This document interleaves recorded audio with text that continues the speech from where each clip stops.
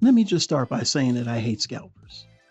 And not that I care about scalpers, because to me I have a a motto that I go by is to get the figure regardless of the scalper.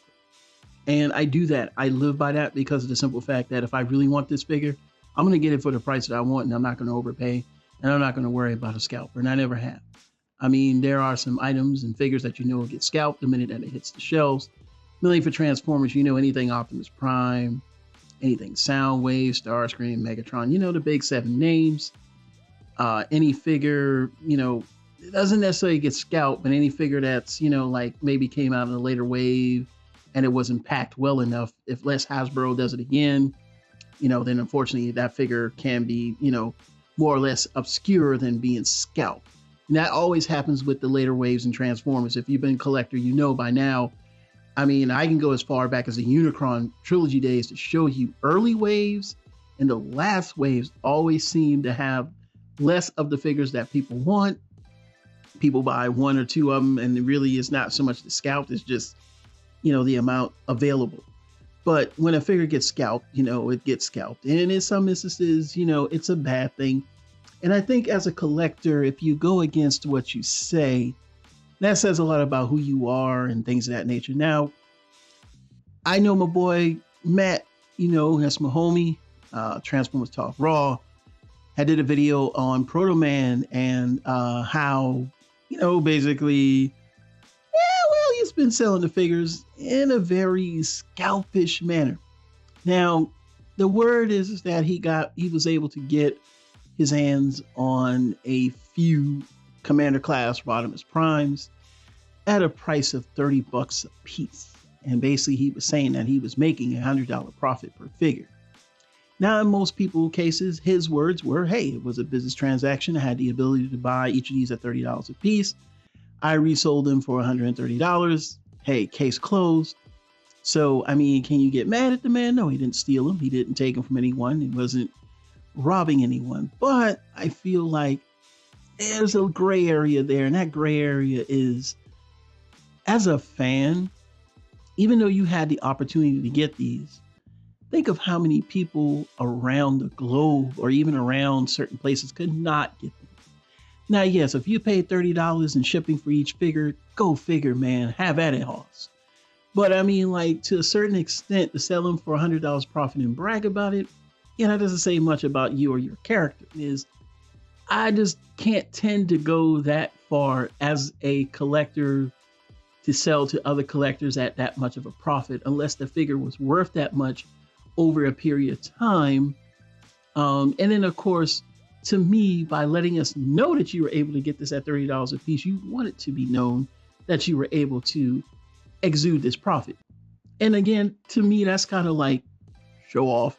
But I mean, and again, too, I'm not the type of person to say I care. I just look at it like, yeah, that just says a lot about the character and the person that you are. On the one hand, you'll say one thing, and on the other hand, you'll say another to fit the narrative of what you're trying to push.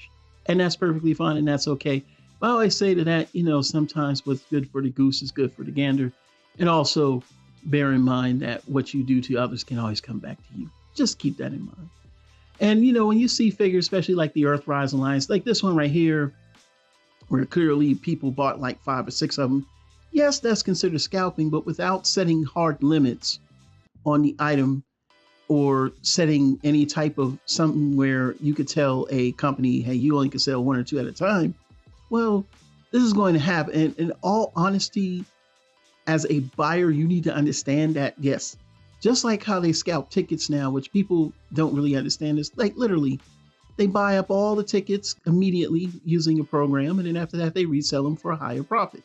I know people who do it, not going to go into that. I'm not with that. I still think it's a scummy way of making money, but it is a way to make money and people will use it. Well, it's there and it's available. So be it. Those tools are there. They had them with eBay, other places like that. And it's worse in the Nike community and the video game community, but especially in the shoe game. Certain sneakers, especially during the pandemic, it was just ridiculous, man. And, after a while, you just got to say, yeah, you know what it is. But I'm the type of person, hey, I'm not going to overpay for something. I can always do without it, and I'll just keep it pushing. But for some people, it's kind of a crutch.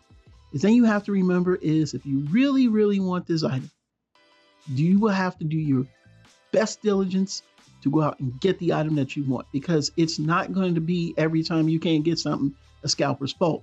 Because trust me, I pretty much have every figure that I want that most people say I've been scalped. And I'm just like, well, I'm just looking right at it. So I'm not sure as to how you missed out on it.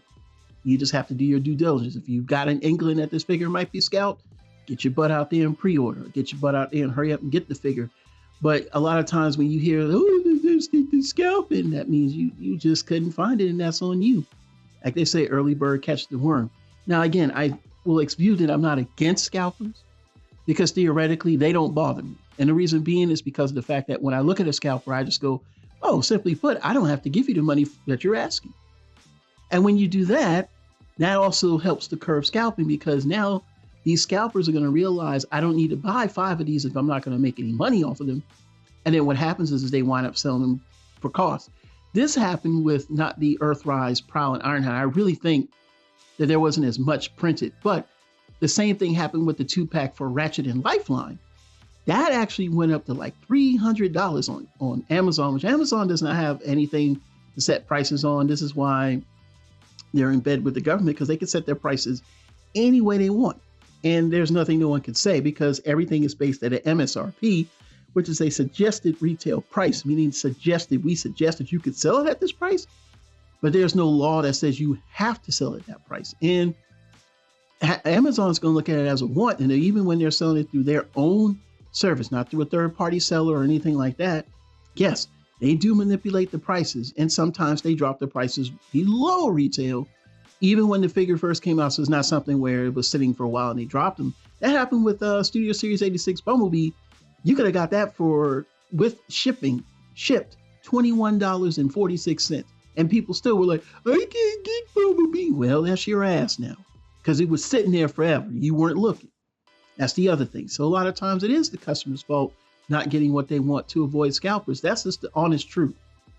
No one's going to stop scalping because of the simple fact that the company that's selling the items, or the retail places that's selling them, they just want to get rid of their units. It's not their job to be concerned if that person bought 1 or that person bought 20. If they sold 20 and the money goes through for that transaction, by law, they can sell those 20. And there's nothing you can do about it. And there's no need to complain about it. I'm being honest with you. Because at the end of the day, you're just going to make yourself mad when you can use that same energy to try to find a figure. Sometimes you run out of luck. You just run out of luck. Then it may have to come down to the cheapest price that you could pay that you can't pay. But I promise you, you should never get yourself beat up over it. Sometimes having a little bit of patience and waiting, these scalpers wind up losing. And in the case of a lot of figures with Hasbro doing the repacks, you know, everybody was hoarding these Cosmos and, you know, figures like what's the repaint here of Astro Train, the Victory Shuttle, Victory Shuttle, the one from Transformers Victory, the repaint of, yeah. I mean, people sure were hoarding them. Yeah. Yeah. They know people are going to want them. They know how much the price is. But as you see with Hasbro re-releasing them, those same people that were hoarding them are now going to lose money because of the simple fact that Hasbro stepped in and said, hey, let's re-release these figures. Now there's a problem with that because Hasbro just stated they're not going to do that anymore. And it sounds like that's the case as we get into, this newer age of primes and what's going to happen with the rest of the Studio Series. So be aware of that. Don't take haste on getting the figures that you want, because I'm not going to feel sorry for you hearing scalpers. Because like I told you in this video right here, it's not that for or against. If it's wrong, I'll call it out. Like, hey man, you probably would do better maybe reducing the price to help people out, saying like that. Because even for me, I don't know if I would want to buy that many of a Rodimus Prime or of another figure to flip. I mean, that's just money I could have just not had spent in the first place to try to flip it. But like I said before, to each his own. I don't get involved with other people's money. I only worry about my own. I only worry about my own time. And the same thing goes for you. You need to worry about your time. The biggest thing to remember with scalpers is it's always a losing market for them in the end.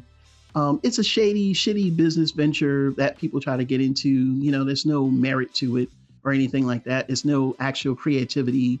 It's just, oh, I'm a reseller. That's basically what you are. And yeah, I guess it says much about you, but to each his own. So what are your thoughts? Leave them down in the comments below. How do you feel about scalping overall in the fandom? How do you feel about the fandom in general with scalping and things of that nature? As always, please like, subscribe, and share. And this is Super Robot Ed, bringing you more news reviews to them. We'll see you soon. Bye bye.